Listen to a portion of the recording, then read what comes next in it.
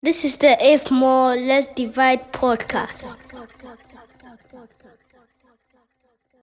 Yo, guys, Charlie, what happened? Welcome to the If More Let's Divide podcast.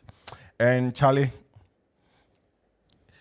our guest peer pressurized us to like full on to like drink. So we have alcohol in hand, and he also advised us that we shouldn't do any free promo for anybody.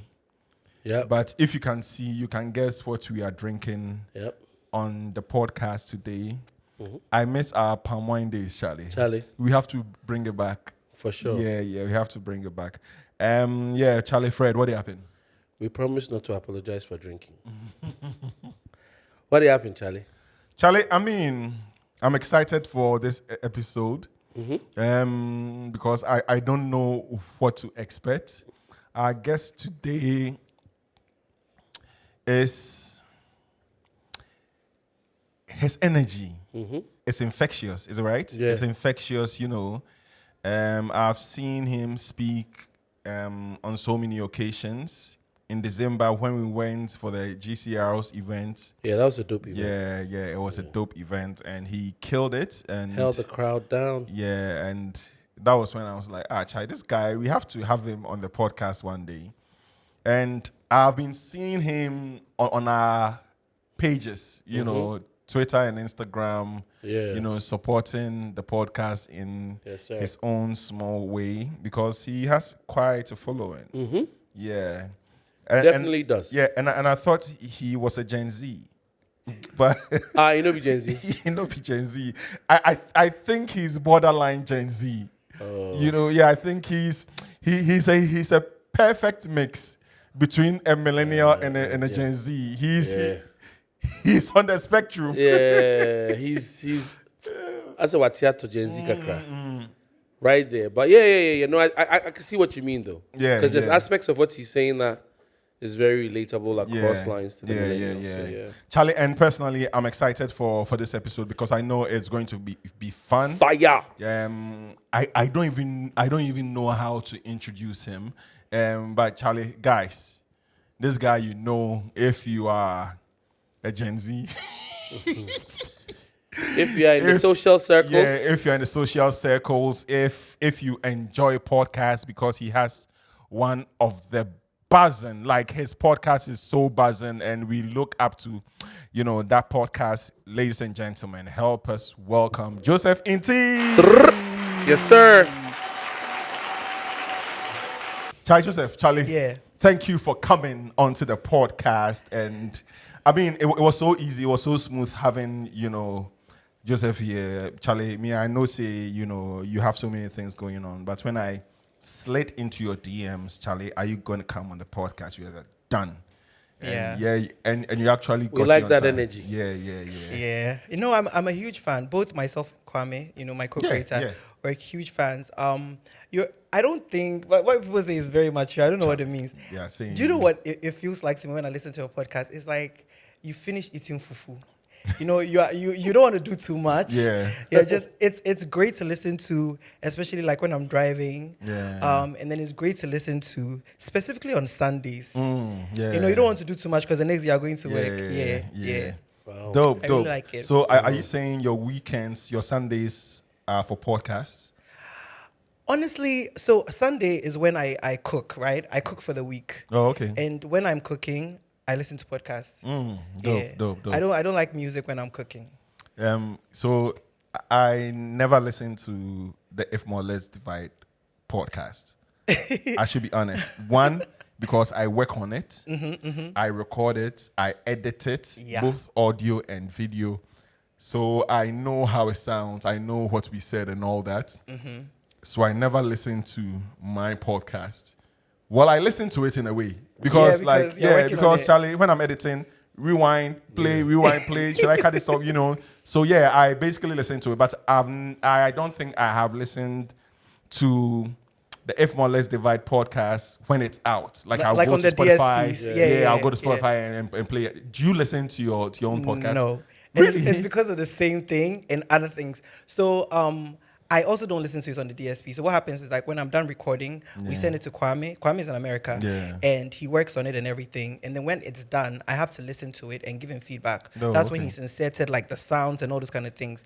And sometimes I have to listen to like 2 or 3 times. So by the time it comes out on the DSPs, I don't want to listen to it. And then I also have this thing where I don't like how I sound, mostly because like all my life I've been told that I sound like a woman, and it's not like I have anything wrong with that, but it's just when I listen to it, I hear what people are saying, and I'm just like, I don't want to. But do you think it's when you're in character or on a regular basis, like on a daily basis? I think it's pretty much all the time, because I remember when I was younger, when we had landlines before we had mobile phones, every time people would call my house and my mom picks up, they would assume it was me. And one time my friend got into trouble because, my mom picked up and they were like, hey, what's yeah, you did not and my mom was like, do not call this house again. Wow. So I think it's pretty much, especially when I used to pick Ubers, it's so crazy. You see the name Joseph, that when I come into the car, and they're like, one time an Uber driver literally said, we should do fraud. Like, I would talk to people as a woman. Crazy. It was like, oh, voice here, pop. Then like you would have really gotten my co-worker in Yankee. Really? Just like, hello, what's up? Hi, it's Jessica. Wait, your voice, the way you sound. Yeah. Is this something that you worked on, or this is how you've been sounding from since? And I'm asking this because people have that presenting voice. People have that voice that when they are on TV, when they're on the mic, they put on that voice, right? And there are other people who can't change their voice, how they sound, like me. Right? On wax, this is how I sound. I can't do anything. The way you sound, is it something that you had to learn because of, speaking? You know what it is? I feel like there's so many influences, right? I grew up in a time where like Lafa was very essential when you're on the radio. You had to. Of course, I grew up in the time of Jeremy, Yeah. Wolf, and all those. Oh yeah. Honestly, I think she's like the poster child for Lafa. If you're talking about, Charlie. you know what I mean. Yeah. So Jeremy, she used to be on radio. Oh yeah, I heard that. I've heard that before. Yeah. And so when I was growing up, I think I knew I wanted to do it because I grew up watching Oprah, Mami Dokno, Dili. I knew I wanted to have a show. Yeah. And I would study how they all spoke. Yeah. And I feel like subconsciously it affected my speaking voice. So even when I'm not like really like working on the podcast or whatever, I feel like I just sound a certain way. Yeah. And then the last icing on the cake is Ashesi University. Oh. Yeah, a lot of my friends said my tonation changed after I went to Ashesi. If I change them. But maybe, because, I was in the school with people that had accents. Yeah. We were being taught by, some Caucasian professors and some professors that went to school abroad. So there was a little bit of influence there. And me, when I'm talking to you and you have an accent, I'll absorb it. That's just how I am. Wow. Whether it's Nigerian, whatever it is, I'll absorb it. So for me, I think on this podcast we're talking about it, I've not been able to. I can't change my accent. I can't slur. I can't slang. Try Are you sure? No, seriously, I have tried and tried and tried. Mutomo never go try slay you. You be fucking guy with a life where you. I can't even imagine you like you. It be against your spirit. So Mutomo never go there. Give him a sentence. Give him a sentence. No, but okay, give me a sentence. Say if more or less divide with an accent. Mutomo to be too hood. I'm telling you, he's never tried to do no If shit more, like let's that. divide. Okay, if more, let's divide. Mutomo be like, Charlie, I have never been able to slur. No, but in secondary school, we were, when we were calling girls and all that, all my friends would, put on an accent, and just me, I would try, and they would be behind me on the payphone laughing. Like, because I can never, ever do it, Right.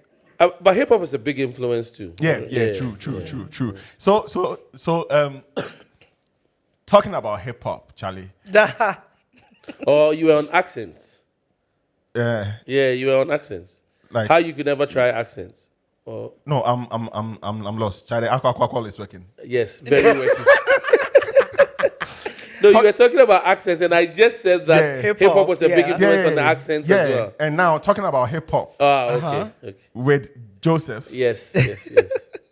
Segue. I know you are a music head. Okay, you can say that. Yeah, I mean, I've heard you talk about music. in all shapes and forms. I think on your show, like you speak about music. There was this episode that you were talking about music, several episodes. I mean, the thing is, like, I'm always shooting the shit on there because it's just me. Yeah. So, and I go off on so many tangents. And I use a lot of references. Yeah. So I always end up talking about music and stuff like that. Yeah. But I also I used to have a blog where I used to write reviews of projects. Yeah. Okay. Yeah. Yeah, I did that before. Yeah. WordPress. Yeah, I review manifest. I know you say like. Yeah, Charlie. Cool J. Cole, Kendrick, Drake, they are at it. We're at it. I mean, it's still here. So yeah. Okay, they were at it. One person dropped off. One person checking out. We see. Have you been following? Yeah. So I was following, especially when the Cole and Drake song came out, because I think it was like a surprise drop or something like that, right? And I actually enjoy these kind of things. I feel like it makes things interesting, especially when the TL is like ablaze and people are saying Cole fans on this side, Kendrick side on this side, and then there's Drake, and I enjoyed it. And honestly, I know you guys are about to clown Cole, but I'm also enjoying that. No, but are you team Cole? Are you team Drake? Are you team or you are team Kendrick? So I'm not I'm not strongly on anybody's team, but I will say that I'm partial to Kendrick. Okay. Really? Why? Yes, when you were talking about To Pimp a Butterfly Put You to Sleep, I was just like, oh my God, really? Because you liked it? That's my favorite project. That one, the ball. Okay, yeah, like Good Kid, Mad City, and then that's a classic. Yeah. I'll give him that. That's. So I enjoy Kendrick, and I feel like you guys are clowning Cole, but Drake kind of did the same thing when he was on stage and he was like referencing being like, what did he even say? I forgot what he said. He was on stage talking about some shit like that. And nobody was clowning him as much as Cole. But just because Cole is kind of But he didn't apologize. I know. Look, let me tell you something. Cole when he grew his hair out, right? I think he went to this Super Saiyan drinking kombucha. Like after Cole grew his hair out into dreadlocks. Because I think he's lost. Yes. Like, he was still that battle. Yeah, you can't test me. I'm the guy, And you have been going at so many people. The last was No Name, which became so big. And you never ever apologized. So why do you apologize this time at your festival?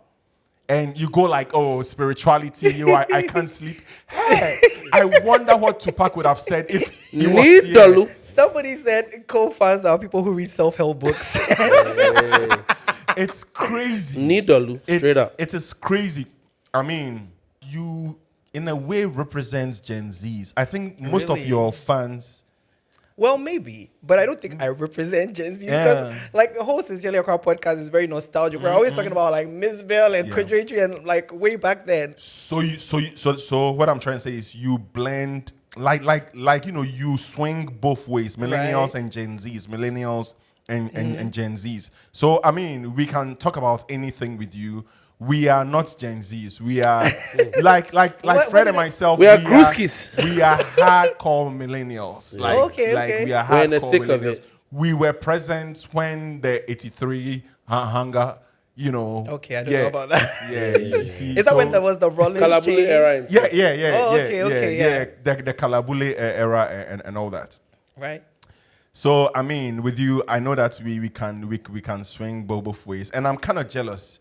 I might wish I was around you so I could grab some millennials and grab some Gen Zs. Gen Zs too. I don't know how to mingle with the Gen Zs, to be honest with you. I go out to a Gen Z event. Like last week, I was at Jamestown Boutique and I was just yawning because there's the kind of music they were playing. No, just it was so off in quotes for me. Yeah. Right. And I was sitting right next to the speaker and I was yawning. Do you remember what kind of music it was? Like a cross between house and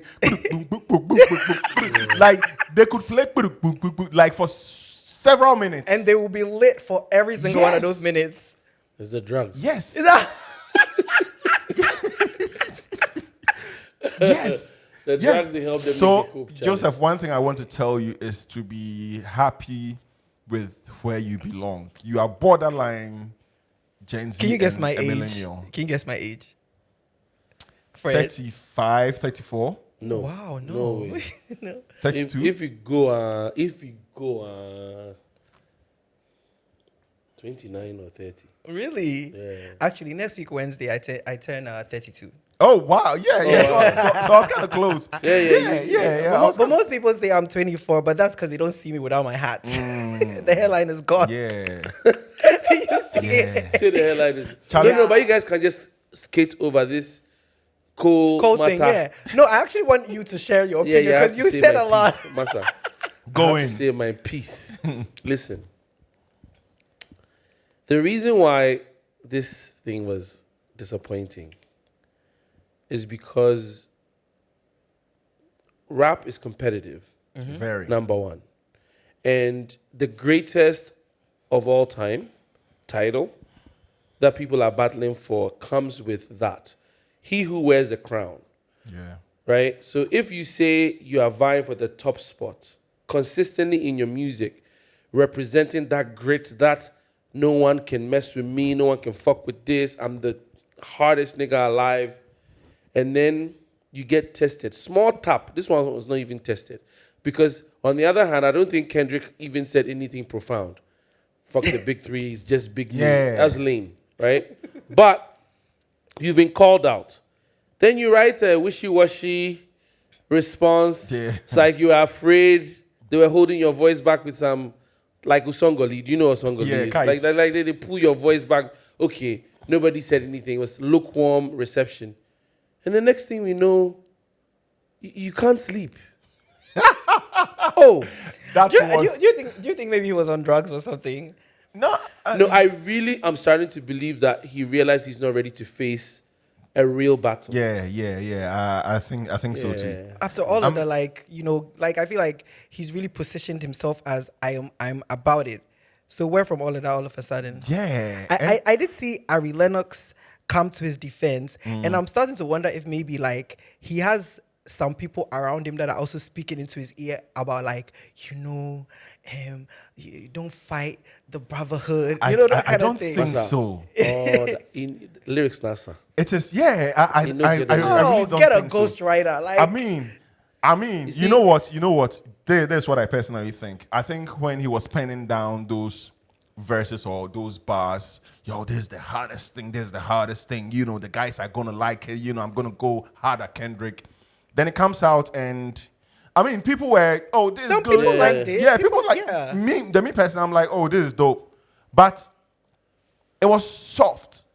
Yeah. And one thing about Kendrick, like I told you earlier on, Kendrick doesn't say anything. It's just the action. Yeah, he's aggressive. And the with it. inflections, That comes in. Yeah. So I'm like, Cole thought, man, I was soft too. So And do you know what is soft at? Apologizing in front of a live audience. Come on. that's crazy. Like, this isn't rap to me. No. I grew up in the Pac era where people would battle and go on the streets and gangbang. Like, snatch your head off. Like go on and on and on and on forever. Like I don't know what Jay-Z kind of- battled DMX live. Battled LL Cool J, went all the way to his hood. Like, this is rap. This is rap. Do you think, is there any coming back? No, Chai, right now, like he's lost Cole it, right? shouldn't be a part of any. I'm vying for the top anything. Like, he chickened out himself. No one pushed him. There's no into way the that they coop. can slice it apart. And you see, the other thing I want to say about this whole copping out, where they're trying to make it seem as though he's rising for the higher cause, it's a lie. You see, battling, in my opinion, you have to, at that level, people are looking for content and hard-hitting jabs where people know. If I'm going to go at Drake, there are a couple of things everyone knows you can say. The ghostwriting thing is one. Yeah. The fact that he's like a light skin, Yeah. he's a pure light skin breed. Yeah. He's the type of guy that will talk to your girl behind your back. Yeah. He's soft, he's sensitive. He'll do, there are things that you So can check many. off Yeah. on Drake. Cole sat back. He wrote all of the lows of Kendrick and realized if he comes hard at me, I don't have anything else to say. Because what am I going to say in response to if he responds to my song? The song said everything you can say about Kendrick. TPAB, most people who are not Kendrick fans think it's a sleeper. Yeah. We think Good Kid, Mad City is a classic. Damn, whatever. And then the last album is like, okay, bro, like, whatever. Like, you go and sleep somewhere. If you're not a fan. His fans think all his projects are great. Are classics. Yeah. So now Cole has made a calculation in my mind strategically, like, look, if this guy comes back, there are things that he can say about me. Like, I would say, you know, you are a sideline nigga. It's between me and Drake vying for the top. You are just trying to attach yourself by creating this big three. But you are not part of the real competition. Right. It's like Nas and Jay-Z beefing and Jadakiss standing somewhere. It's like, oh, talk about me too. I'm also a hard guy. You know, that's the real place that... So he realized that he doesn't really have something to stand on. He copped out. That's as simple as that. But you can realize that without like being vocal about it. Yeah, he should have slept. Yeah. His people should have given him some Valium. See, because the first 2 days is sitting on him heavy. I'm sure he's regretting it now. But if he sat with it, and this is what is important about the team around you, in my opinion, because the first couple of days he was seeing all the comments on socials. It wasn't clear that he had come out victorious. When Ether dropped, the world stopped. Yeah. As big as Jay-Z was when Ether dropped, when even back to back, Pac and hit him up. When back to back dropped, the whole internet was ablaze. Twitter fingers. There were quotables. My guy didn't have any quotables in his song. Like nothing. So me is a cop out, man. You know the sad thing for me, I listen to J. Cole a whole lot. One, because of his beats. You know, I like his beats. He's a great producer. And two, because of his flow. You know, but I don't think I'm going to listen to J. Cole in a long time. Look, especially for his new project that he will release in the future. I was a Cole fan before he dropped any album. He has this song where he comes on, he's like, elite, elite, elite, elite, elite. Bro, that boy, he spit. That guy can rap. I'm not taking that away from him. That's not what I'm saying at all. I just couldn't vibe with his albums because I felt like he was trying to straddle that line of, you know, don't be a hoe, stop wearing short dresses, this is how to be a black woman kind of lyricism. I don't vibe with those things. So I'm like, okay, whatever, go do your thing. Joseph, what's your favorite diss track ever? Oh, boy. So honestly, I'm not like a very big hip-hop head, right? So for me, I think it's a back-to-back, the one that had the Twitter fingers, just because of the conversations that it generated online that day. That's a modern classical. There's a lot of quotables in there. Do you have a favorite diss track? Yeah, I do actually, but it's not very popular. Who by who? So we Blueprint 2. Blueprint 2. Which Jay-Z, H05, the Blueprint 2. Okay. Yeah. My favorite diss track is actually by Miss Bell. Which song? Asibulanga. Who was she? I don't remember that. If you're Schwarzenegger. Oh, wow. You guys haven't heard that song? No. Oh, wow. It's a classic to me. I have to check it out. You have to check it out. Yeah.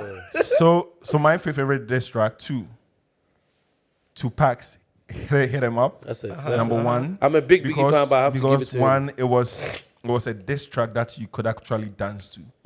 And he went raw, no points. First off, fuck no you, condom. and you click. West side, it was straight up fuck your bitch, like, and everything. Like, look, there are no rules in battle. Two, my favorite diss track. My second favorite diss track was X-Do to Chicago. Hey, nipa ya dia osayi when you know ya me say anything mama that battle was crazy. Like it was so crazy. Joseph, now let's get onto serious matters. Sure. This is serious, don't say. Oh well, yeah. It's for the culture, I don't remember the first time I heard of you or saw you. But when I realized that your grandmother was Miss Bruce, I I was like, oh, okay. Miss Bruce was my vocational skills teacher when I was in GSS 3 or something. Really? Yeah, I think you sent me a DM because I used to post my grandma a lot, and you sent me a DM, and then like yeah. Miss Bruce was a hard woman, like no nonsense woman. How was there's a personal question. How was living with Miss Bruce like? Yeah, is she the same home, or is she the same hard, like strict? I mean, now that she's older, she's more, they calm down. But so let me just give a quick background. My parents were never married. It's so funny. Ever since I started listening to this podcast, I feel like every single person that comes here has the same story. Okay, my dad has 2 wives, 4 baby mothers, 9 children. Ghanaian men. Wow. Yeah.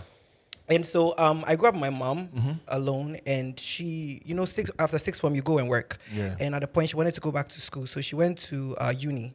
And so when she was going to uni, I went to live with my grandmother, which is... she had you before she went to uni? Yeah. Okay. Yeah. So she went to uni late. Ogo Road, right here. Road, and that's when I started living with my grandmother. And my goodness, we had a waking up time. We all had chores. And she was certain things you're not allowed to eat. Yeah. She was very strict. Very very strict.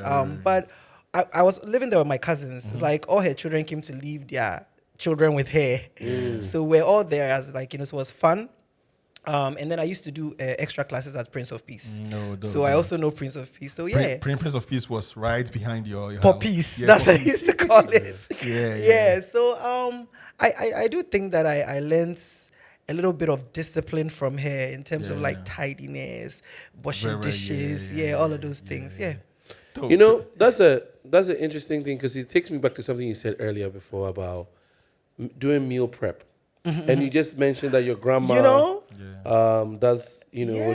Actually. So is that where, because I was going to ask you about that anyway, because it seems like you're fit, you're in good shape. And so when you said meal prep, I'm like, I want to know more about your lifestyle. I can tell you, I moved out just last year, February. Okay. Finally, at the ripe age of 31. And boy, the way I moved out, it was very sudden. So I hadn't planned a lot financially. And so I was broke a lot. And so I also realized that now that I'm living on my own, I'm not eating my mother's food, and buying food outside was expensive. When I live with my mom, if I'm buying something that's like 65 cities, 75 cities, it wasn't a big deal to me. Now I'm living alone, I'm paying rent, lights, and all this kind of. I'm like, why is this 65 cities? So I started watching YouTube, Sweet Ajele, and That's my cousin. Oh, really? Yeah. Listen, I owe everything I know to her. So I learned how to cook. Wow. From Sweet Ajele, because I would spend like 350 Ghana cedis at the dance. I'm going to tell her to watch this episode. Yes, you should. Oh my God, cool. I love her so much. At the Dansuma markets. Okay. And on Sunday, I make 2 types of jollof and then 2 stews for the week. And I take it to the office. I come back, I eat something. So that's how I save my money. Yeah. And 2 types of jollof, like. Yes, I can. I do specific. Like either beef jollof and goat jollof, or beef and then chicken, and then I do like contemporary gardening. Like I learned everything from Sweet Ajele. Wow. I see. Yeah. So for me, I've been cooking a whole lot, at least in for the past year and a half. I can't wait. And right now, I'm thinking, how did I learn how to cook? I never watched YouTube videos. But I think I watched my mom and my grandma whole lot. You lived with your grandma. There's no way. But I never ever. It wasn't intentional. I'm looking how I'm looking. But you are around it so much. Yeah, I was so around it. So right now, food is so expensive. Charlie. Yeah. Bro. And if I tell you the money I save, because you can literally take 100 Ghana cedis. Go to the market, and Charlie, trust me, you can make 2 different meals that would last you for the week. Yeah. But that same 100 Ghana cedis, you can't go to a top tier restaurant. It's one pack. Bro, you said top tier. You are going to a regular restaurant. It's one pack, 75 cedis. If you want to do delivery, I think it's the biggest, and I'm saying this because I am a serial eater outsider. I eat maybe 2 or 3 meals, before I was eating once a day, but when I go back to normal eating, I eat literally twice or thrice a day outside. So I'm one of those guys that is spending stupid money on food. Wow. And I'm moving like you. It's gonna. And one of my decisions is, a lot of these restaurant owners have become my friends, but I'm sorry, I'm tired of giving you my money because the food is okay, is great, but it's not worth the money and the trouble and the shit that their silly waiters will give you. Right. The drink is too cold. Go and warm it a little, then the drink is too hot. Like literally. So I hear you. I mean, I would like to pick up some of what you guys do. I'm not like you, Mutombo. I grew up around my grandma. Yeah. And that's how I feel like I learned how to cook. But I don't cook based on recipe. I kind of like go in the kitchen, and that's where I get my most creative self. Yeah. Where I look what I have, then I throw it together, I make something different, I enjoy it. But I think it's also my healthiest form of eating because I control what I'm putting in there. Exactly. That's all of one of that. the benefits So I'd like as to well. pick up. My flaw when it comes to cooking, and I don't know, I got that from a cracker or something, is I make it spicy a whole lot. I overdo the spice and the ginger and the garlic. I overdo it, and my kids love it when I cook, but when I taste it, I'm like, oh, child Christ, I should think about these kids and dumb this thing down.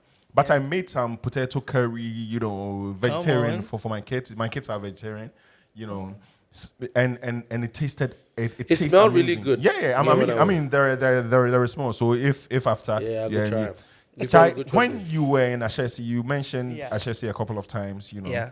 When you were in Ashesi, you were chosen to go on a ship.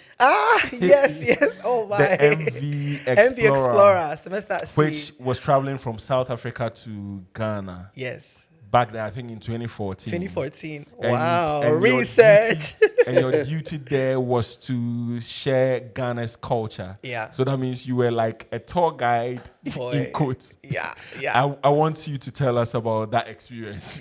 Okay, so in the Chelsea, I think every semester, one student gets selected to go. You actually have to apply, and I applied 3 times before I got it. Oh, wow. And the year I got it was the year where I literally recycled my last application. I had an exam, I didn't have time, I just sent it.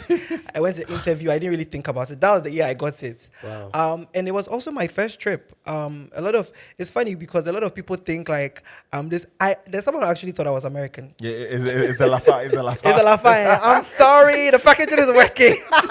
But yeah, so I got flown out to Cape Town, and then I boarded a ship which was docked. So every time the ship gets to a country, it's docked there for about 3 to 4 days, and the students come down and they're allowed to explore wherever they are. So that's the whole idea of Semester C. They go to 14 countries. Whilst they're on the ship, they are studying. They are studying courses that they can transfer to their actual colleges. And then when they get to a country, they get down and they are given assignments. So they go around, Wow. And so what I was an interport student. I joined them in Cape Town, and then the South African interport students comes off. They have a party, they say goodbye. And then it took us about under 2 weeks to sail from Cape Town to Accra. And whilst I'm on the ship, I'm allowed to attend classes of my choice. Certain lecturers will request you to come and help them because some people wanted to teach about Ghana, so you'll be like their point of, And then I had office hours where I go and sit in an office for I think about 2 hours a day, and students can come in and ask you any kind of question. And I remember I had just gotten the iPhone 5S at the time, and 2 girls came in and they're like, oh my God, he's got the iPhone 5. How'd you get the 5S? Oh my God. Wow. I'm like, what do you mean? Yeah, but it was a really great experience because How did you get a 5? The 5S? iPhone 5S though? I got it. It was here. Why the iPhone shops here? But it was great because it's kind of like an American college. I went to the that's where I learned about HBCUs because there was a black students group on there, and immediately I went there. They were like, "Come, you have to come to our meeting." I learned about HBCUs there, and then they have something called lifelong learners. These are octogenarians or 60+ people who are still learning. So I also went and had meetings with them. Different groups. It was very interesting. Basically, an American college on a sea. It was great. I must say, cultural. shock. That was the first time I learned that it was offensive to call someone fat. Really? Yeah, because there was this girl who I had spent the day with. I was looking for her again, and then like someone's like, "Oh, like who are you?" I was like, "Oh, the fat girl that I was with," and they were all like. I was like, wait, why? What did I say wrong? Like, you can't say that, Joseph. But she's fat. Yeah. Yes, but Yeah, I think that was my introduction to I'm like. kidding. I know. I get it. That was my introduction to like sensitivities and stuff. So I learned quite a See lot. why he said Gen Z. I guess the thing about that is I have young friends as well, and I'm also I'm plugged into pop culture quite a lot. So I guess when I use the phrases and things, I can pass. I've actually never been on a ship before. Oh, you go ship top before? Where Dodie Princess? No, Martin de Paris. We were forced to go on some trip. No, then I was in part. He was in part. Yeah, I was in part. I've never been on a ship before. So I think that's dope. I hear people get seasick. Oh yes. When I got on, I was offered a certain patch. So you put it, I think, around your neck or something, so that it doesn't make you nauseous. I'm like, I don't need it.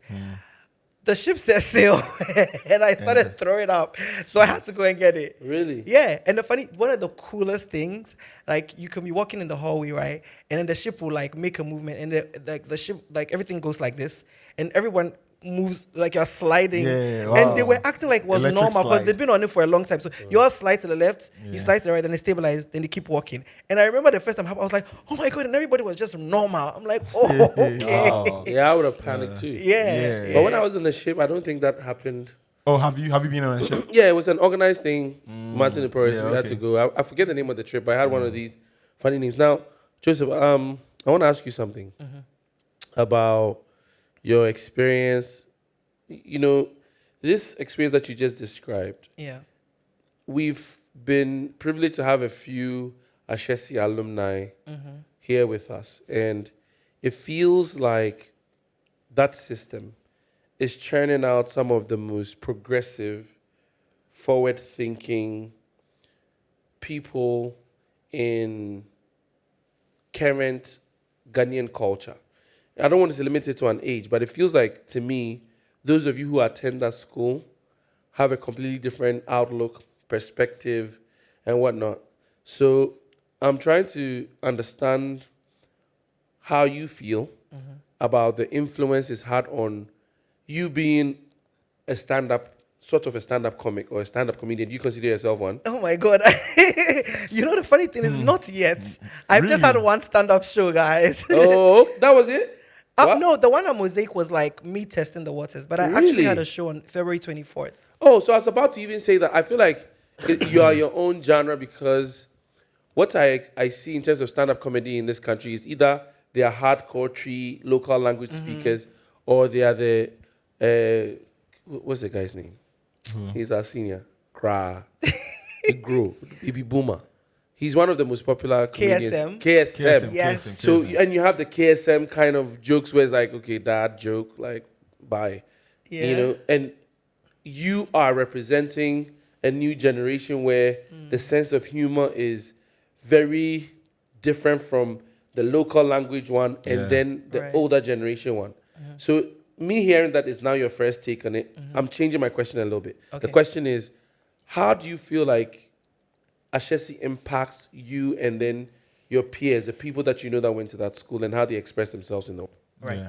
So for me, I will say that, first of all, if you apply what the school is offering, or if you lend yourself to what the school is offering you, then it was going to happen to you, because there are people who, you go to the school and you still don't, if you don't apply yourself, you still don't, But one thing I would say is that it really helped me with confidence.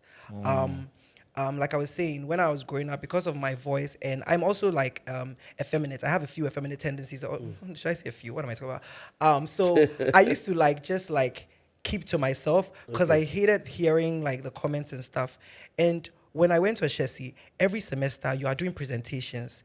Each course that you do like 4 or 5 presentations where you stand in front of your people and then you are presenting. And then we had a course like text and meaning that was led by Kobina Graham. Charles. Yeah, and that guy really changed my life in the sense that I never thought it was possible to be more than one thing. And he walked into the class and he's like, "Hi guys, I'm going to be a lecturer and I'm also a DJ." I was like, "What? Those two things don't mix." You know. But yeah, so in Text and Meaning, right? The very first lesson, he played "No Church in the Wild" by Jay-Z. He passed out the lyrics. He made us read it, and then he says, "Next class, we're going to debate what this song is really about." So every single person in my year group knows the lyrics for "No Church in the Wild." Wow, you should check out my annotation on Rap Genius then. Oh, okay, I will. Yeah, so that's the kind of thing. And another thing is like, there was no right answer. They're like, tell me your answer and defend it. Yeah. And so all of those kind of things just kind of like challenged me to come prepared. So you go through that for 4 years. I also like, I was an RA, residential assistant, kind of like a house prefect for university. So I was going to meetings with like, you know, the dean and stuff. So you are in rooms where people are speaking a lot. You have to speak also. So it helped my public speaking. I tried to run for student politics. They didn't vote for me, but you know, writing a manifesto and reading it, all of that. So I actually do think that it really challenges you to be like the best version of yourself possible. And you also have all of these opportunities where, like, you know, they'll do a career fair and then the jobs come there. Yeah. And you have to talk. This is how it's supposed to be. You are talking to them and they are telling you what they are looking for and stuff like that. So it was a very interesting experience. And for me, I don't know, I do this thing where every school that I've gone to, by the time I leave, they know my name. Even if it's not the students, the administration. Why though? Why do you think? I don't know. I'm my mother's child. My mother is just a high achiever, and so am I. You know, when I was in AIS, I was house prefect, tenor part leader in the choir, drama club president. I was on the volleyball team, swim team, 200 meters athletics, 1,500 high jump. Stop lying. I'm serious. You can ask anybody. I just don't know how to be idle. Yeah. You know what I mean? Yeah, so I've been multitasking since I was really young. So even right now, a lot of people don't know I have a 9 to 5, right? I was about to ask you that because you mentioned you went to the office. Yeah, I went to my grandmother's place and changed my suit before I came here. You get it? Yeah. So I've always been multitasking. I don't know how to, sometimes when I'm just there idle, like literally last year I was just sitting there and I watch a lot of stand-up comedy and I was like, you know what, I want to do a stand-up show, but I want to test it out. So for Mosaic, we usually do interviews. And I said, I do interviews on a podcast. I don't want to do interview at Mosaic. Let me do a light set. So I did it and the response was good. And I said, you know what, I want to do a stand-up show. Yeah, you were dope. You were really, really dope. Wow. Chai, you were doing all of that at AIS? Yeah. Crazy. I'm just extra. But you don't come across as someone who even likes sports. Yeah, so I don't like, I stopped watching soccer after one too many Black Stars heartbreaks. I just gave up on it. But you know, my uncle was a PE teacher at Achimota, right? And he's also right now works with the Ghana national hockey team. So I remember even when I was doing athletics, I didn't know PE teachers across the schools know each other. So my PE teacher spoke to me and said, yo, because at a point, I was the 200 meters champion in my school at a point. And they were like, oh, do I want to do it professionally? I was like, no, it's too much work. But yeah. Yeah, dope. So my next question to you. You mentioned how like people will question you because you were, you know, effeminate, like you were a little bit effeminate. Did it affect you in any way? Were there moments where you went indoors to your room and maybe cried and maybe thought like why this, you know? So one of the things is when you go to, you know, ketamine, when you go to primary school in Ghana and you're feminine, you want to prove that you're not soft because everybody assumes you're soft. So like in my early days, class 1, class 2, class 3, one of my goals was never cry when you are lashed. Never, so I started those things since chair, so I didn't really cry about it. I said since chair. Since chair, yeah, because I had to come across as a dinshi. Because already people are sidelining me that this guy came through with the terms. But what I would say is that it really helped me back from doing certain things early. Like when I look at the new crop of like Gen Z people doing so many things, I'm always like, man, I wish I had started early. Because when I even started doing creative stuff, I was never in front of the camera. Like when I was doing Off the Top. I don't know if you guys know my trivia show. We're I was coming to that. platforming other people, and I never wanted to be in front of the camera. I was doing I was doing everything but putting myself there. But I knew I wanted to do stuff like that. But I was just afraid of the critique until I met Kwame, my co-producer and co-creator for the show. And Kwame is such a cheerleader. Like even today, when we do certain episodes and it comes out, I'm just like, you know what? I'm going to log off. I don't want to see the comments. Kwame's like, don't mind them. Who be them? And he's like giving you vim. So I think one of the biggest things that I just didn't start doing some of these things early because I was just always so afraid. Yeah. And even like when we started in the podcast, like, when Twitter voice notes came out, I used to drop like little funny. Yes, I do remember. And after everybody has come to laugh and they're like, they like the thing, then the trolls will come and they will drag me. I'll have to mute it and stuff. So wow. That kind of vitriol. Oh yeah. Even our first episode back, we interviewed Ahmed, this TikToker. He's effeminate, and the comments. But anyway, I just feel like it held me back from doing some certain things early, but it's still like I'm still a work in progress. I sometimes have to just like tune it out and just do the stuff that I want to do. Because I have so many things that I want to do. I don't think I've even scratched the surface. Wow. Yeah. And so you have so many things that you want to do, but you think about what people are going to say. Oh no! Right now it's not about what people say. Okay. Right now it's time and money. Oh, okay. Because back then, and I was also very youthful. Back then, I was doing Off the Top. Then I go and do the podcast. And I go to my 9 to 5. And then right now I'm doing that, but at a slower pace. Wow. So I kind of want to get into your personality a little bit about using the word itself, effeminate. I love that we're in an era where we're being more progressive and more open-minded. But the word effeminate can be a negative connotation depending on the culture and the context in which you use it in. Like Ghana, people are going to use certain derogatory terms that can be very, I can imagine. I've never been in that position, but I can imagine how it will make a young man or a young guy or a young person feel when they are being described as something other than, as if there's something wrong with you. But I see who you are. I see the energy that you put out is very happy, is very positive. How do you feel that you navigated yourself through all? Because it sounds like you said you were like that since you were young, super young. How have you navigated through it? From your lenses, how do you think you've been able to live your life and be the person that you are today? Okay, so I think when I was younger, right, a lot of my escape was television, which is what even led me here because I have so many influences. And I feel like that I'm also the way that I present myself in the work that I do is I'm an amalgamation of everybody. Because look, amalgamation. Look it up. I was watching Accra, so David Donto was someone I was watching a lot. Isopele, that guy was so animated. Kwame Sifakai, because I used to watch It Takes Two. And then the women, Oprah, Wendy Williams, Delay. And then a lot of... I love Delay, man. I have to meet you, Delay. Yeah. And then a lot of the artists that I follow and TikTokers and all. So I'm always kind of absorbing stuff. That is my escape. I was my mom's only child for 10 years before my younger brother from her side came on. So I spent a lot of time alone, just watching TV. And that's how I have all these references, And then when I went to my dad's house, my dad was the one that was playing all of these Obrafo, Lord Kenya, all these things. So I consumed a lot of that. And then what I find is that when you go to school, you find your tribe.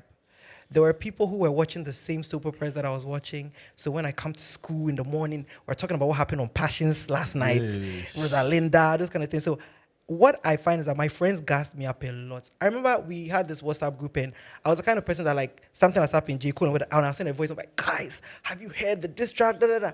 And then one time, one girl on the group was like, hey, the way you come and give us the news and stuff, you should have a show. Yeah. She just said it. And this was long before I even thought of having a podcast. You know what I mean? Wow. So I feel also surrounding yourself with people, the right kind of people, because they always gassing me up. Do this, do this, do this. And then I'm like, okay, I'll do it.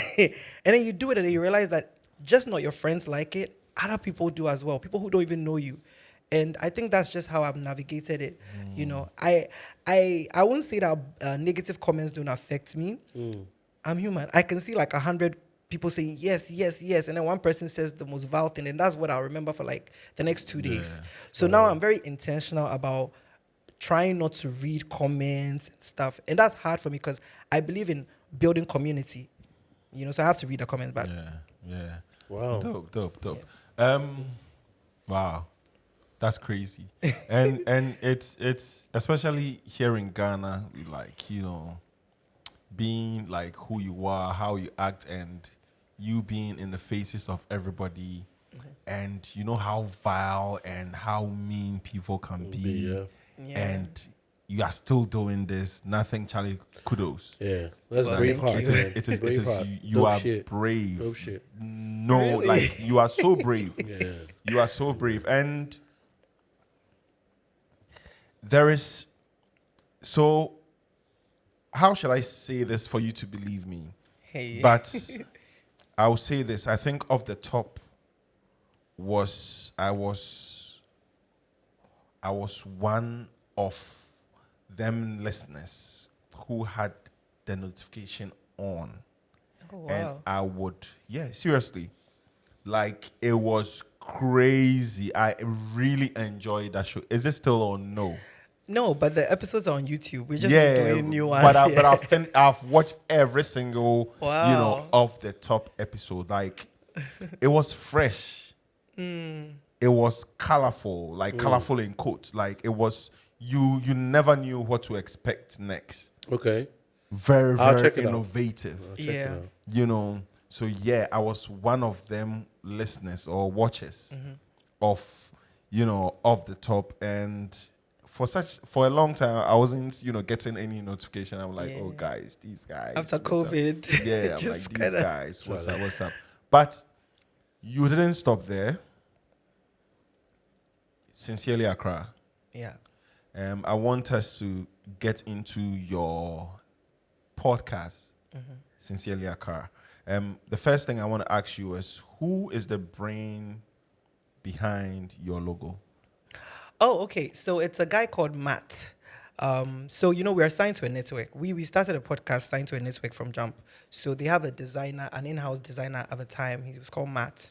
And when you pitch the podcast, you have to give them, you do a write-up, a brief and everything. And so I think my producer at the time had done our opening monologue, and he had recorded some trotros noises. So if you listen to our podcast at the very beginning, so it's Mama, don't you hear? So I think Matt went off on that idea, and then he came up with the trotro It's dope. logo. It's very, very dope. I love it. Shout out Like to Matt. it actually reeks of Accra, Ghana. Accra, Ghana. Yeah. And Trotro is as much of an identity as the coat of arms. Yeah. Yeah. Yeah, you know what I mean? True. Like, And with the things Joseph speaks about on the podcast and how he even sounds, the podcast perfect.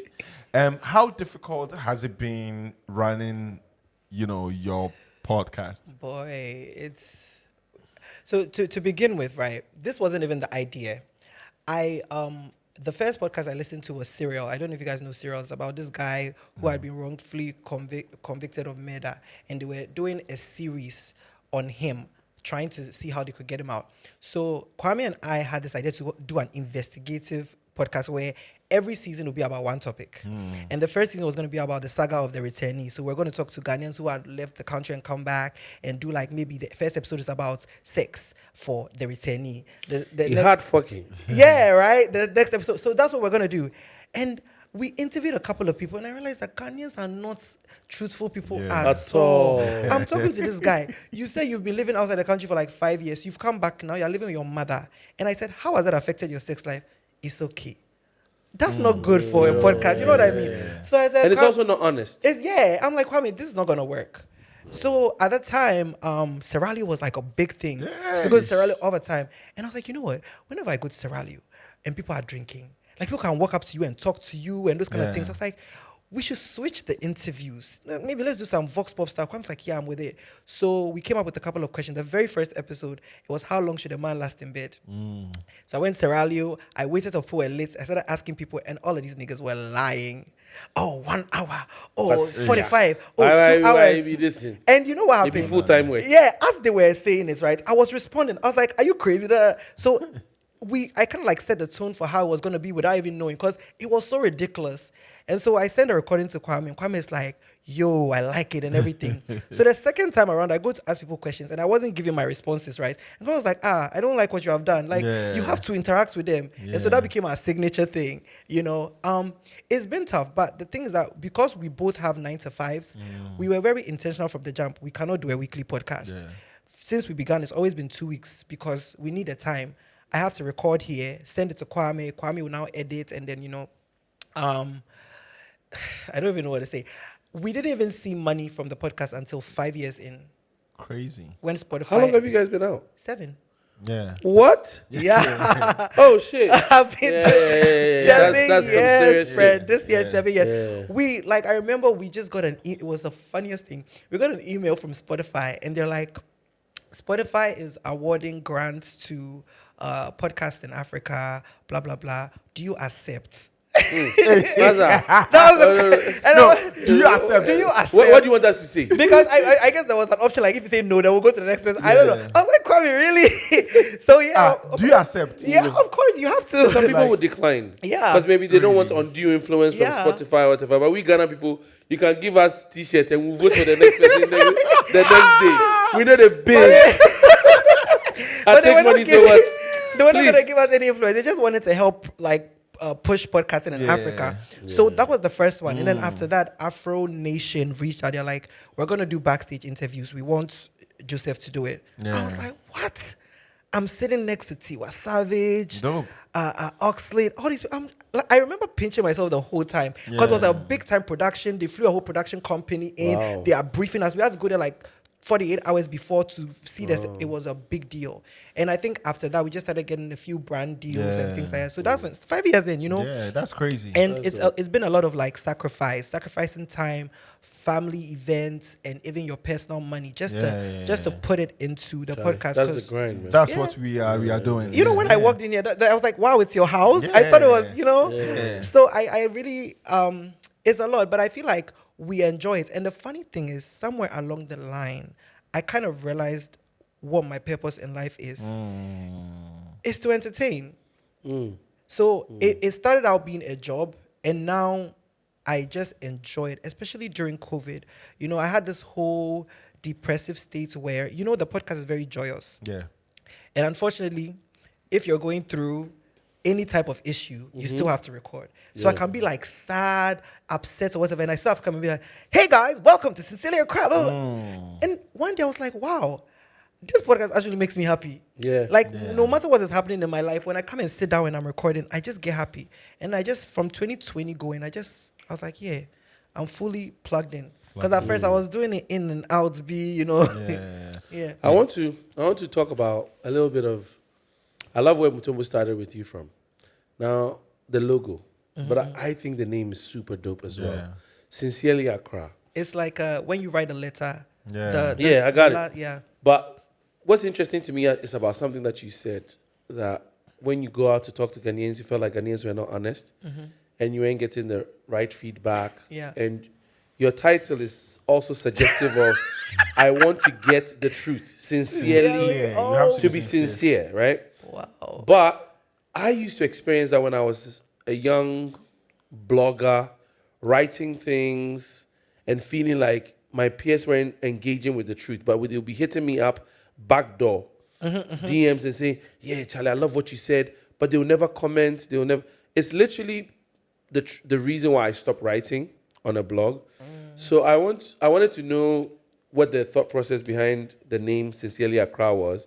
And I also wanted to get your perspective on what do you think influences us to be so a certain type of put on, a certain type of facade for public consumption in terms of how we present ourselves, how we speak our truth and whatnot. Okay, so Sincerely Accra, actually, we say that the podcast is a love letter to the world, Ghana's love letter or Accra's love letter to the world. So it was really like, when you finish writing a letter, sincerely yours. So Sincerely Accra. That's how we came up with the name. Okay. But this that you said, I'm going to tell Kwame after this, and you're like, yeah, it's true. But before you continue, I think we all need a Kwame in our corner. Yeah, I think we all need I think it's always my Kwame.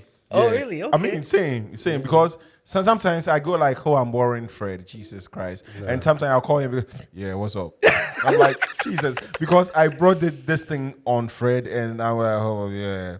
So sometimes I'm tired. I work a lot. He doesn't realize sometimes the workers have beaten me up all day. But I don't want to get into that. Go on. Yeah. So we all need a Kwame in our corner. Child, go on. And before I continue, he told me to tell you guys that he's a big fan of yours. Like I told him I was coming here. I didn't even know he listens. I told him I was coming. He was like, "Oh my, you have to tell them that when I come to Ghana, I'll come." I was like, "Okay." Shouts coming.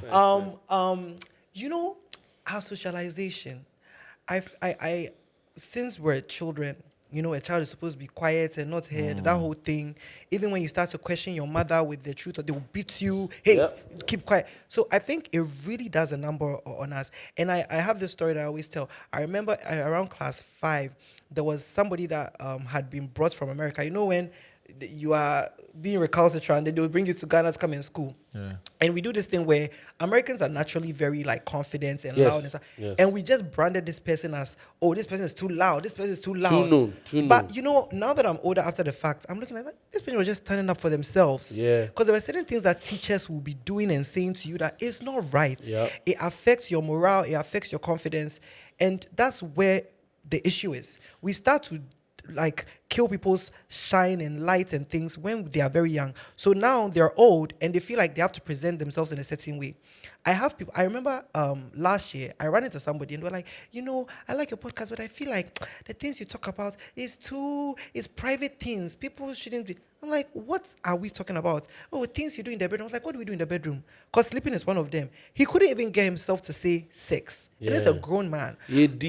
Right? and it's crazy. I think I relate to that identity so much because I've sort of been branded too known from when I was a kid, but I never gave a shit. I don't know why. Maybe I owe that to my dad, but I've never cared what people thought about me. I always spoke my mind. Maybe it was through the books I was reading or through the things that I was exposed to. Right.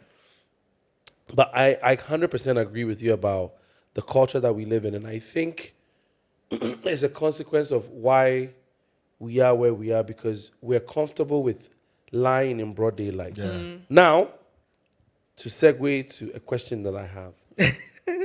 You said at the ripe age of 31 or something. When I moved out? I moved out when I was 31, Yeah, you said finally. Yeah. And I have a theory about this idea of us living in our parents' homes.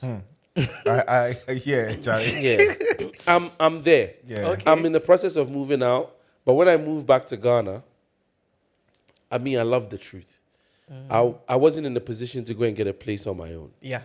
I felt like my money could go much further than me going to get a place and showing people that, Charlie, you've gone to live in America for 17 years. You didn't even build a house, blah, blah, blah. I'm like, fuck all that pressure. Yeah. I'm going to live within my means and do what I have to do to pick myself back up to get where I need to go, right? So I did that. And I noticed something, or it is my observation. I don't know if it's a general thing. So I want to get your perspective on it because you mentioned that finally. Do you think that the fact that most people either live with their parents still because housing is so expensive, or the fact that they live like the DBs, as they call them here, whose parents have multiple homes, will still be living in so they will say, I don't live with my parents, but they live in a house that's owned by their parents. Right. Under G. The packaging day, but they are living in the parents' property, so their utterances, their behaviors is skewed towards making sure that they don't upset the order of things, the parents, like if your dad is MPP, for instance, and is doing shady things, and as a child you want to voice Fred it out. will always find a way to bring Politics. But of course, No, maybe but they can do this. No, I'm just trying to figure out that. Yeah. So my question is not even more political; it's more about our voice in society. Do you think living with our parents influences who we? There'll be a way out past. Fred will always find a way. No. I don't think it's political. But the funny thing is that I don't even think that if you are talking about like us being our true selves and voicing our true opinions, I don't even think it's begins and ends at living with your parents. It's the fact that we have that kind of relationship where your parents are in your life still. Yeah. Because if you compare to, like, let's say Americans, they're out of the house by 18. Yeah. You can talk to somebody and say, oh, I visit my parents once a year. Yes. It's unheard of. Yeah. If you're in Ghana, your parents live in Ghana, it's unheard of. Yeah. Your parents are now, it's even gone technological. Your parents are on WhatsApp. They are going to give you comments on your WhatsApp status, your WhatsApp picture. So even when you leave the house, you still have to do a little bit of dressing. Yeah. Unless you come from a house where like they don't really give you a lot of restrictions, or you also don't care. Okay. But yeah, definitely. Because if at the end of the day you do something else and you are going back to your father's house, it will definitely influence some of the things. What do you think, Tombo? Guys, Charlie, we all have different backgrounds. We all have different songs that we dance to. Right. And I'm very, very, very, very, very serious about what I'm saying right now because I've heard this a couple of times. I don't live with anyone, but I live in my mom's house, in my grandmother's house. Unfortunately, they all died. And I live here. I live in their house right now.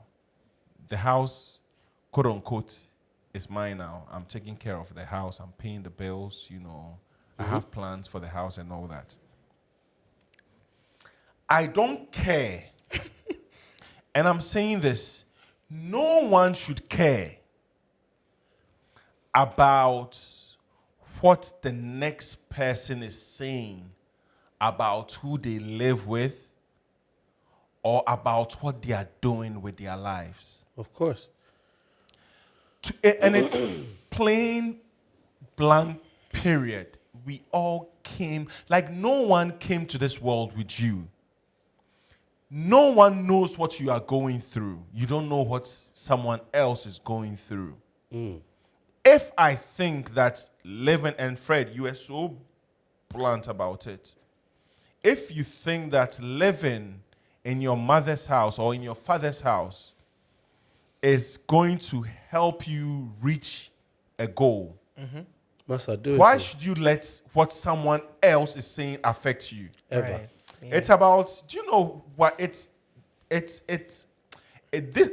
thing affects people who package a whole lot. Of course. True.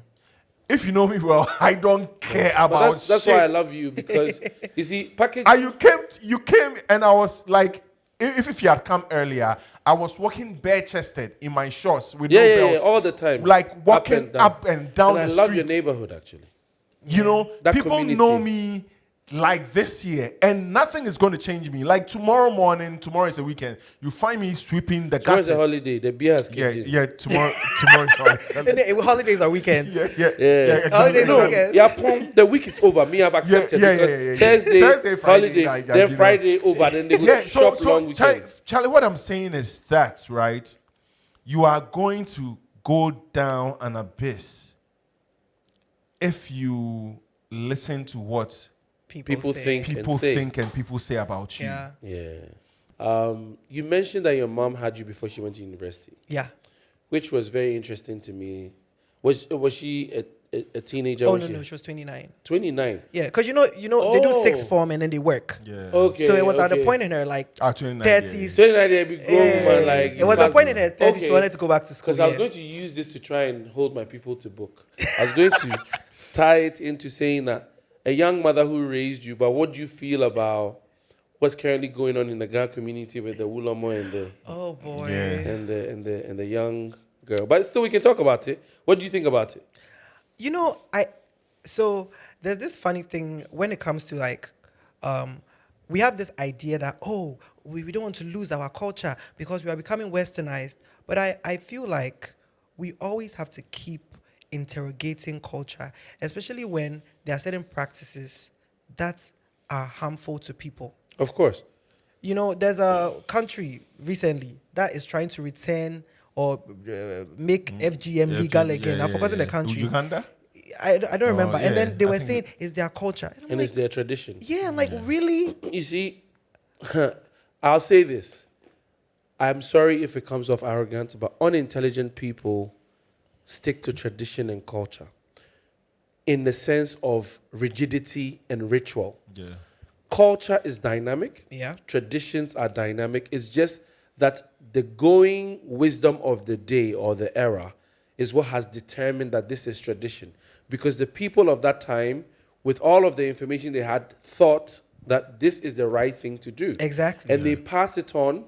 But with new information, you have to be willing to change, or you are not sensible. Because that's not what your ancestors were trying to pass down to you. They were trying to pass down the wisdom for you to deduce why they were practicing what they were doing. Yeah. And then if you had a better, like, good skin condoms. Yeah, animal intestines. Yeah. Why don't we stick to animal intestines? But Masa, like, Yeah, my dear. if right now a day where I get some nice shoddy, you have to kill a goat. Charlie, Or what? if bring in perfume, nice body can, then I say, oh no, me, I don't want to use latex. My ancestors use good skin condoms. Like, who wants the skin of a goat inside them? You know what I mean? So people have to realize that all that culture is and tradition is the prevailing wisdom of the era. Yeah. And I don't even know why we are still following some quote unquote rights and some to be very, very honest with you, like all of these things need to be gone, or most of them. I mean, there is sense in some, like you don't sweep at night. You know, if you back then they would say all sort of things like a ghost will, you know, but it makes sense if you get lights. yeah. Actually, because there's outdoor lights now. If you sweep at night, you might sweep something Yeah, but valuable. you get lights. Yeah, but now there is lights. like You go see everything. you know, Don't sing when you're bathing. yeah. You might choke. We don't go to Soap the will go your mouth sea on inside. Tuesday. That means on Tuesdays, no business But for you go see fishermen. something you know for see. Look. But that one be the man way in a go wear some white, they walk there, they try scare people. Yeah. But I think that one is get more that. like give the sea The like sea rest. a rest. Yeah, Because you can't you know, be taking yeah. fish every day. Yeah. Yes. Yeah. You see, so I love that you guys are talking about this. That's why I'm saying that is the prevailing wisdom of the era. But unfortunately, I'm very into this. I one day I would like to write a book about this. But unfortunately for us, you see, sometimes the information for the general public is difficult to pass on. So our system of governance was, we know that we need to give the sea a time to rest because we fished all week. Yeah. And we need to give it time to recuperate for the fish to, Multiply and all that. But if you tell Niai and Tete, they will stand by the sea and say, Charlie, don't mind those old men. What they know, what Tuesday is so sick of what. So they had to add that additional layer of superstition. Something will happen. And I believe they went as far as engineering. Because my auntie told me that she went to the sea and she saw some white, tall, Do you know something? I think this thought came to me back in secondary school. I think SS1 or SS2. I was having a debate like how we are not supposed to go to the sea. And a friend of mine, right after BEC, died. He drowned. That guy was living two houses from Mrs. Bruce's house. Oh, okay. His name is Bam. Oh, what's his name? Bankata. No, Bam Bam was his nickname, but now I can't remember his actual Was name. he light skin? No, black boy. But the guy Bankata. No. It's one of our mates who died Yeah. as well, so I thought you were talking about him. Yeah, he died and so I was having an argument with my friends back in secondary school, and I'm like, why are we not supposed to go to the sea, or why are fishermen not supposed to go to the sea on Tuesdays? And a couple of my friends said, yeah, because the sea has to, rest the fishes, and I'm like, if we are giving the fishes time to, to relax and grow for us to come and. One day isn't not enough. then I went back and I went like, no, actually, one day should be enough because if we give them a week, we are not going to get the 1 month, the thousands. We are not going to get all of them because after a week they are all like, big. Boy. So Charlie, I didn't see that one coming. Yeah, so I think it makes. You can do stand up, but I mean, now I'm not funny, but back in school, secondary school, I was. Charlie, so let's get back to serious matters, Charlie. Yeah. Please, I'm sorry. Oh no, that was good. That was good. Joe, would you agree that you are an influencer? That's a title that has always been difficult for me to accept, mainly because of the connotation that people have put on the thing now. Yeah. Now when they say influencer, they say it's like Slay Queen. yes. First slaying is like you know how to dress. Now it's like, oh, you sell your body. So I don't know if I am influential. Maybe I am, but it's hard for me to say I'm an influencer because I don't really do a lot of brand deals. I don't do it. Okay. In a frequency and enough to say I'm an influencer. But if I mean, we are not friends, right? Okay. I know you. You also know me. Yeah. But I wouldn't call you on a Friday night, hey, Chai, what's up? What's popping? And all that. Yeah. But I asked you that question because you have recommended places that I've been to before. Really, to you? Yeah. Oh, where? Oh, Chai, so many places. Like, so many places. Like, so many places. Oh, okay. Joseph is saying this. Let me listen to this or let me go and check this place. Oh, okay. Out. Without speaking directly to you? Yeah. Oh, okay, on your podcast, and all that. So I think you are influential in a way. Okay. But what do you think about, or what's your take on the current state of influencers in Ghana? Okay, so shouts to Hajia Bintu. My favorite influencer. Take that enough. Oh boy. So I worked in advertising for about 3-4 years. Yeah. And in one of the roles I had to work with influencers. So I was like in charge of selecting people to be influencers and things like that. I will say that right now they are kind of like getting their act together, some of them, and making bank. There was a video recently, Amma Berland was talking about she made, $6,000 since January, and everybody was surprised. You'll be surprised. I have been in conversation with certain brands, and you can make some big money. My only thing is, I feel like brands need to align with people that fits the product and stuff, right? You're talking about Hajia Bintu, and I mean, I'm not one to hate on anybody or whatever, but I think that in Ghana, a lot of things are very gimmicky. It's like, okay, this person is popular for something. Whether the person aligns with your brand or not, you are going to go to the person. And so it's not a proper fit. But what I can say is that the new crop of influencers are literally building industry in that space. Because 5-6 years ago, when I started and when I was I remember when I was doing Off the Top, I struggled so hard to get brands to commit to us. And Jameson was the first brand that did. Shouts to Jameson. Yeah, Jameson was the first brand that did. And I see some of the things that they're doing now, and I'm very impressed. So you see, what do you think? I mean, I'm going to speak to this and I'll let you tell me what you think. I think the dynamics are changing. And if you're a brand that's smart, like yesterday, I'm shopping for furniture. Okay. All over the place. And I see things that you're moving. For your place? Yeah. Let me tell you. We'll come and chill there. All of my furniture, I bought off the streets. Yeah? It's cheap. I had a friend, I love him to death. He did that. After his wedding day, him and I stopped, Ronnie, we stopped by the furniture all for the street. And he has some of them till this day. Yeah. But for me, I messaged this company, right? They have a piece of furniture that is dope. I love it. If I could see it now, I'll buy it. And then I message them to find out where I can get it. And they're like, this is the company who makes it, right? They say to me, oh, check your location and see if there are any dealers around you. We don't sell directly, blah, blah, blah. I was so annoyed because I love the furniture so much. I felt compelled to write them an essay because I had nothing to do, right? No good check. Oh, I love Fred already. But I said a very short thing. Yeah. I'm like, you might want to rethink your branding and your marketing because millennials and younger people like myself don't want to deal with the lack of transparency with dealers who are going to tell you, send this, send that. Before they even disclose price and whatnot, you've lost interest. I've seen something I like it. You're the one who makes it. And you're telling me I should go and talk to somebody else. And I left it at that. I saw they've read it. They didn't say anything back to me. The question in that is, Come on. the influencers that you're talking about, you're saying they're building industry. Yeah. And what do you think they can do to impact? Because I've given up on the government. Mutombo thinks I like politics. So I've given up on the government and I've given up on the adults who are leading us. Yeah.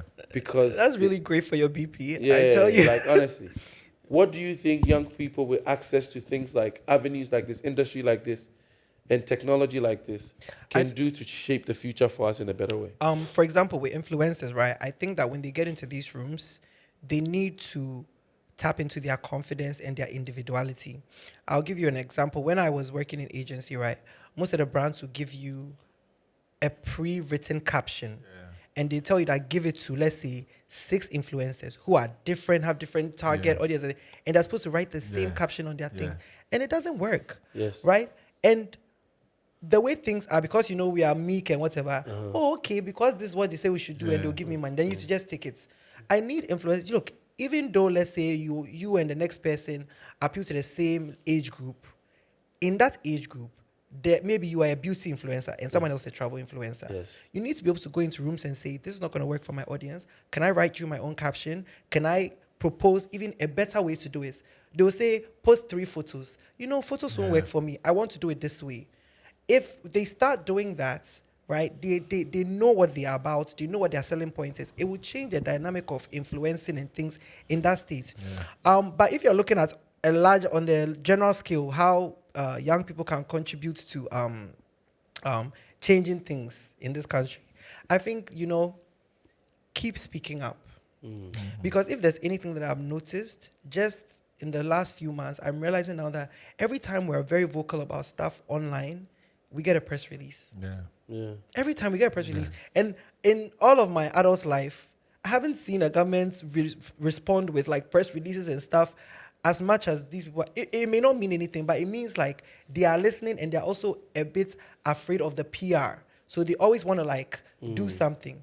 Young people need to, like Mutobo say, stop worrying so much about what this person is going to say. The older generation that was always like, hey, don't go, come and sit down, do that. What did they give us? Chrono. This is where we are. Silly. We are in right now. So we need to tap into speaking up.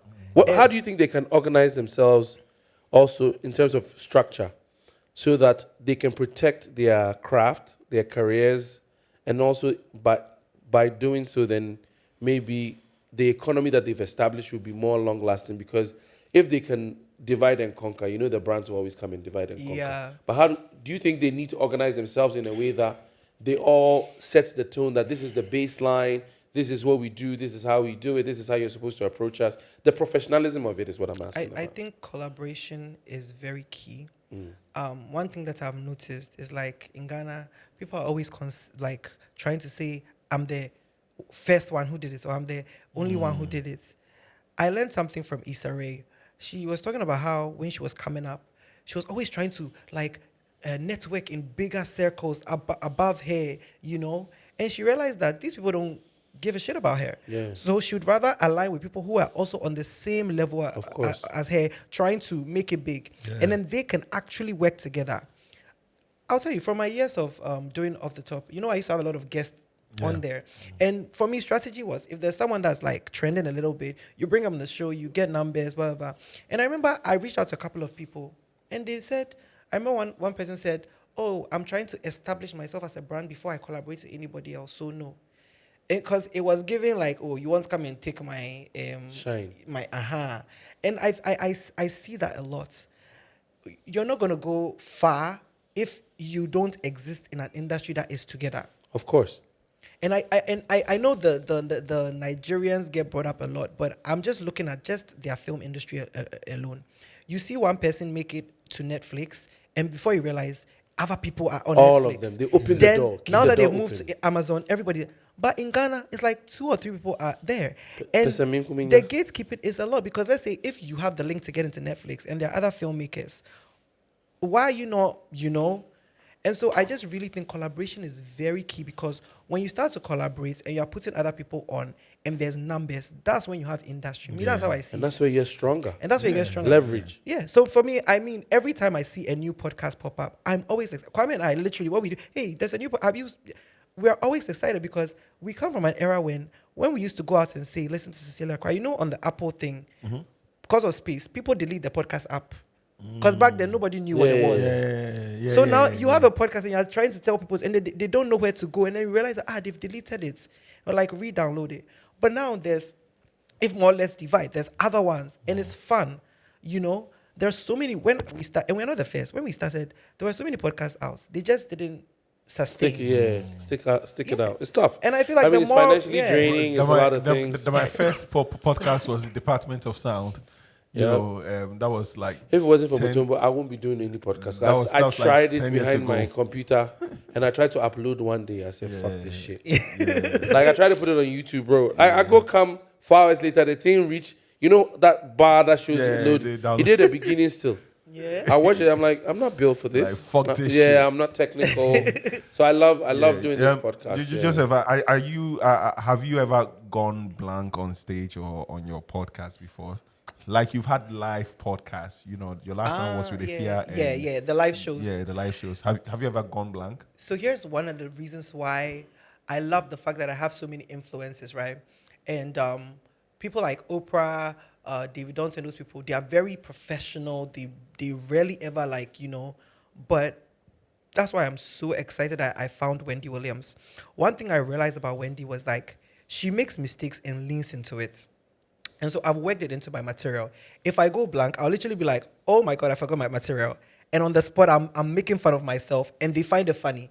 So I do it all the time. Like, listen, I remember at the mosaic set, I had a list of things, right? And I forgot the last thing. And I was like, guys, I forgot my list. And I started picking on somebody in the audience. And then when I remembered, I was like, aha. Or sometimes I'll be like, hey, where was I? Yeah, because I've seen a lot of people with larger audiences than me, go blank on stage, and I see how they work it into their material and stuff. I've just learned, because my thing is, I don't want anybody to come to a show where I'm on stage and they'll be like, it was boring or it flopped. So even if I'm flopping, you will never know. I have to work it into it. Yeah. Dope. So if it comes to influencers in Ghana, who is making it for you? I have not answered. I'm not answering this question. It's a trap, man. I know, right? I'm not answering this question. No, but to be very honest, I enjoy Kojo Jr. quite a lot. Kojo Jr. He's this guy. He does videos, and it's 3 voiceovers, and it's hilarious. It's very, and they formed a group, the influencers. He has a group, Amma Berland, I'm forgetting this girl, Gisela and stuff. And they always, he does this thing where Sunday he cooks for his friends. So if, let's say, Club Beer is sponsoring him, he will have Club Beer there, but it's so natural. You don't realize that it's branded. I really enjoy his content. It's very effortless. Dope. You rarely realize you are being sold to. So I'm definitely going to shout out Kojo Jr. Subtle. Very subtle. Subtle. They'll get more sophisticated with time. Yeah. So I might have a few more questions. This will be cut. I want to talk about content creation in Ghana. I mean, the internet is big, so social media is big. The TikToks, the Instagrams, and all that is big. Content creation, content is king. They say. And now we all have phones with cameras and all that. I find myself going deep down the hole when I'm on my phone and all that. Everybody's pushing out something. And you have been doing this for years. Off the top, like I said earlier, is still one of my dopest shows ever. Is content creation going to be a thing, even though you are doing, are we going to get something like off the top, ×2, very soon, some years to come? Like where are you going with this? Okay, so for me, like I said, I have so many ideas and things that I want to do. Off the top, definitely, if I have a lot of money, somebody is sponsoring me, I have this idea to bring it back, revamp it, new cast and everything. But I really want to get into reality TV. Peace, I think, is it Peace Hyde with the young, rich, and African, that show. I like what she's doing. I have this idea to do a reality show. I don't want to give the details, but I have this idea to do a reality show and be at the helm of it. Like where I'm literally like judging panel and everything. So that's another thing, because honestly, I think I'm a dope person to watch and listen to. You are never going to get bored. So I definitely have that. And then I also want to get into film. Before I did everything, I wanted to be an actor. Yeah. I went to audition for Sparrow and they said no. And then I realized that this is a career where I'll get a lot of no's and I'm not good with rejection. So I stopped. Wow. I used to want to be an actor, but now I think I want to get into film directing. Yeah. So somewhere along the line, I want to do a PhD in film, because I also think I want to retire as a lecturer. So definitely I want to get into reality TV, film production. And I mean, if I could have like a talk show, like how KSM had a show. I also went to audition for Things We Do for Love. Really? Back in the day. What role? I can't remember, but I went and I didn't get it, and they told me that I will still get a role, but I should come on a certain day, and I never ever went back. So, and I'm like, Charlie, why am I even doing this? Because back then I used to stammer like when I was in the US, I used to tell myself one day I'll just pack up my shit and move to California and become the biggest African actor that went to America and made it. Idris Baba. Here we did. Oh no, but you still have time. Look, no, please. No, right now, I'm telling you guys. We see he has reached. I'm too deep into it. Carpenters and masons. Charlie. You never know. So, and there's a good segue. Do you sometimes, taking the climate economically, politically, and all that, do you sometimes think of moving out with your content, everything outside of Ghana, and relocating to elsewhere? It's so funny you ask me this question. I think almost every year I have a friend that relocates. And I've come to understand that that's a third world country problem, where you literally have friends that they are your everything, you spend, and they've left. It happens, and you have to deal with it. And these friends are always telling me that, you know what, they don't appreciate you in Ghana, you need to leave.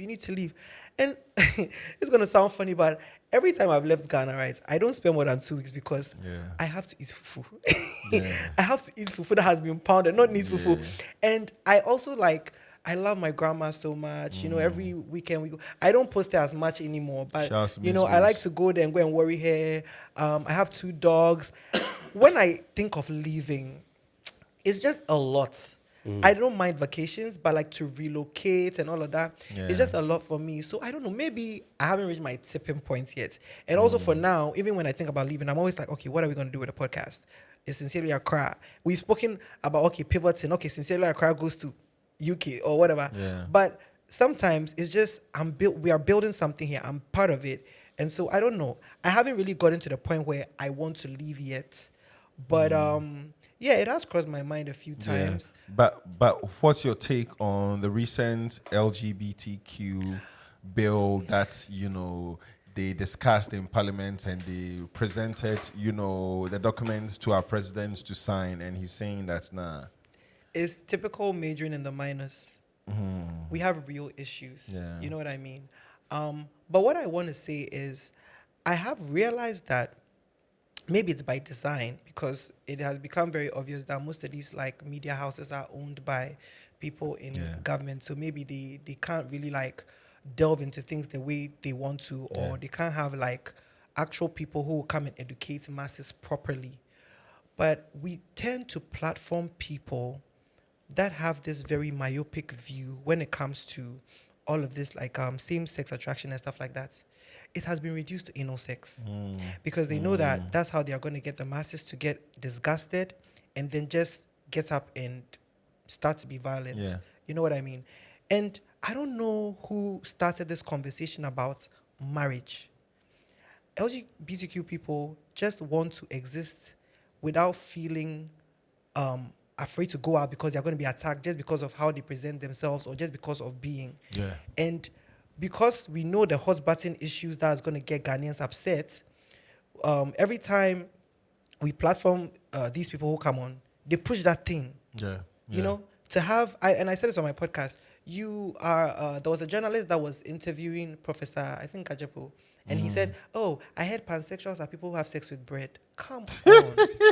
Because of pano. Pano. Do you get it? And Fully. he's joking, right? Yeah. But the issue that we have with Ghana is that a lot of people get their education from mass media. So when you sit on these platforms and you say these kind of things, somebody's gonna be like, "Afe brother, you didn't some person and then go for yes." Afe brother, you didn't so person would. You guys what I'm saying? Yes, so for me, the whole issue is a major in the minus thing. Look at what is happening about the drugs that are at the port, waiting for clearance, lights off issues, Charlie, like water issues. Listen, I'll say this. First of all, kudos to you for what you're achieving in the space that you're in. Thank you. But I always love the question that Muslimbo asks people about thinking about relocating. And I love your answer because we have to realize that no one is going to come and take care of us. I don't fault anyone for leaving this country. Look, shit, I left the country for 17 years at a very young age. And at the time, my thought process was not even that Ghana was hard. It was more about the education system for me. But given the experience that I've had in both worlds and seeing the opportunities that lay at our feet, I always use a very vivid example. I'm probably on record the biggest Jay-Z. I don't even call myself a fan. I like somebody who admires him and respects what he's done that I know. And I would have loved the opportunity to interact, meet him one-on-one, and talk to him, not like a fan, like, hey, sign my autograph, because I'm not into that.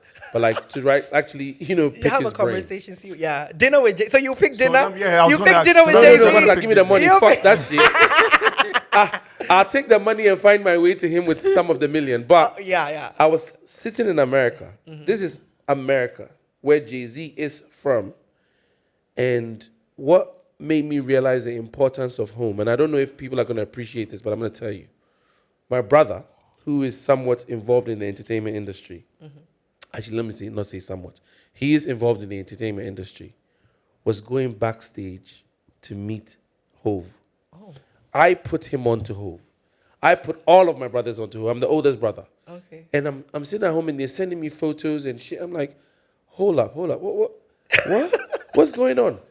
So every celebrity that comes through the country, they have their contact points, as you guys know. Yeah. And they were one of the people that would get access and all of that. And it made me not realize the fact that just because they met Jay-Z was not the big deal to me. It brought something into real perspective for me, is that I want to speak tree. Oh yeah, this year. You are the important person that they have to come and see, and your proximity to even the important person matters. There's no way my brother, if he was in New York or anywhere else, would have had access to go backstage, because the people who grew up there, who have built the industries there, are going to be the ones who have the access. The point I'm trying to make is, this is our thing. We have to build it. Yeah. You can run away from it if you're tired of dealing with it, but we have to make a commitment to ourselves to say we're going to stick it out so we can make a better future for our young ones. So, yeah. Dope. Yeah. Last question from me then, Charlie. what advice or what tips would you give to us? Oh, Yes. you? Oh, Yeah. okay. Yes, the two of us, we need it. I was gonna say I hate advising people without them asking for it. Yeah. What advice would you get relating to our podcast? And please keep it a buck. Okay. All the way real. Yeah. To be quite honest, I think you need to be very honest about your feelings about things at every point in time. A lot of people don't know this, but in doing the podcast for 7 years, there was a time when God, he's gonna hate that I'm saying it, but Kwame and I had like a little misunderstanding, and we were doing the work, but we were not talking to each other for a while. And I remember we got to a point, he reached out and was like, you know what, let's talk about it. And after that, every single time I feel maybe he did something that I didn't like, I'll tell him. If he feels like he'll tell me. And sometimes you realize that it's just assumptions. Yeah. It's because when you look at groups and stuff, people are always splitting up and things like that. People will be in your ear and tell you that, hey, you can make more money if you're alone. You can, because everything. Yeah, it's true. Even me, people tell me everything that we make, we have to split. People tell me, but I know what the source is. It's me and Kwame Asante. So I feel like you guys just need to be open and honest with yourselves about everything. And another thing is like consistency. Yeah. Consistency. I think in 7 years, we've only missed one episode release day. Yeah. And that was like circumstances beyond our control. Yeah. So consistency, which means a lot of planning. We have 2 meetings every week virtually to discuss the topic for the podcast that we're about to record, and then with the network to talk about, okay, this is what we want to do, blah, blah, blah. So for me, just be honest and talk. And it's great that you guys are friends, just like Kwame and I are friends. Yeah. So it's easy to have that conversation because Ghanaians are not very confrontational. You know? And I saw on Twitter recently somebody was bigging you up and you said something about like you guys are not into trending topics or whatever. Like, be yourself. I like it. When I listen to it, I can tell there's a distinct POV between you and Fred. And I think that sometimes when people get into media and stuff, they feel the need to be, what they see online. Me, I'm just a quirky person who is an amalgamation of all the people that I've been listening to. But when I'm done, I go to my house. I'm not picking beef with people to promote my podcast. You know what I mean? I feel like that's tacky. So I love it. And the honesty. Look, relatability is very important. That's something people don't know. Really, when I was listening to you guys, I remember the episode about fatherhood. You guys had a friend. And I was like, hey, so is everybody's father has the same? Because I have 8 siblings. I have the whole thing. So relatability is very important. So because sometimes you can be in your own silos and think. But I want to say something to what you're speaking on, and it's for Mutombo's benefit. Because he said something about, sometimes he calls me and I'm groggy and I'm like, hey, what's up? Like, because there's 2 things at play here. I'm supremely confident in his skills. I don't know if he realizes that. I'm sure you know. But I'm also supremely confident in what we have. And it's not good that I say this, but I'll say it for the benefit of the conversation that we're having. He sent me a link to you. Okay. And him and I have been talking about improving the show and what we can do better. And I love that we're thinking about it actively. But what I realized was for this season, my 2 best personal reviews of how the show went was when I did in prep. I mean, that was season 2, season 3. No, but you know how we said we will sit down and we'll meet? Okay, so we've prepped, we've read, and I'll go and do research and all of that. I feed off of his energy. I feed off of the guest's energy. I'm attentive enough to remember how to engage. And I realized that as much as Mutombo and I are wanting to improve and get better, what I love about what we have is there's no ego involved. So when Mutombo is on set and Mutombo is going on off on a tangent, I want him to fully express himself because I believe I can pick something from it to continue the conversation. And he gives me that same grace. So I relax small where I'm like, Charlie, this is what we do. We have a natural synergy. I don't care about all the and you're a guy that is expressive. We just want to have a conversation. Let's do it. So yeah, when you call me, usually we are. This is where pathways to you. It's because yesterday, as an example, somebody gave me an estimate that they need 17 of some. You guys have to hear this story. That's how we're going to close the show. Sure. Because I'm pissed. Let me sit down properly. He said, I gave him a project, a job. He said, we're going to need 17 of the things. And I said, you know what? They usually get stuff wrong. So I'm going to buy an additional 10. Oh. So I bought 27. Guess what? Halfway through the job, he called me and said, boss, Anso, you been here 27. Hey! Another 27. Bro, he said I needed 17. I bought 27. He says I need another 27. You've already given the estimate to the client. You started the job. And there's no recourse in this country. So when sometimes, and these things happen at 3 different sites, and maybe Mutombo will call me at the end of the day, I'm like, this is the best part of my life, this podcast. I'm not going to show up here and he's going to tell me, Mike, Naira, the electricity is not working. So I'm like, oh, don't worry, bro. But in my spirit, I'm so tired of the world that it might come off to him as I'm checked out. But this is one of the best things I do that I enjoy. So, bro, thanks for being Charlie, you, man. dope. Charlie, Joseph, we thank you for coming. Thank you this for is having the me. last assignment that we have for you. Hey.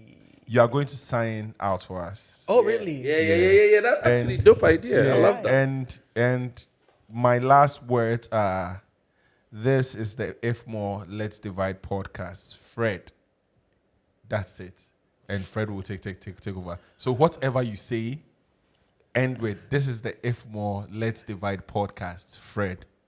Oh, okay. Will you talk after me? Yeah. Don't worry. Okay. Don't worry. So whatever you say, you are going to sign out for us. But whatever you say, the ending or the last part should be, this is the If More Let's Divide podcast. Fred. All right. So over to you. Okay, guys. This has been a great conversation. And one thing I'm going to say, mathematics has terrorized me my whole life. But I am so happy that I was at least learning some of the jargons and things, because I can tell you guys that you are listening to, or you've been listening to the If More, Not Less Divide, Let's Divide podcast. Fred. Yes, sir. We are through. Record. Charlie. Hey, Charlie. The beer was a good idea, I think. Actually.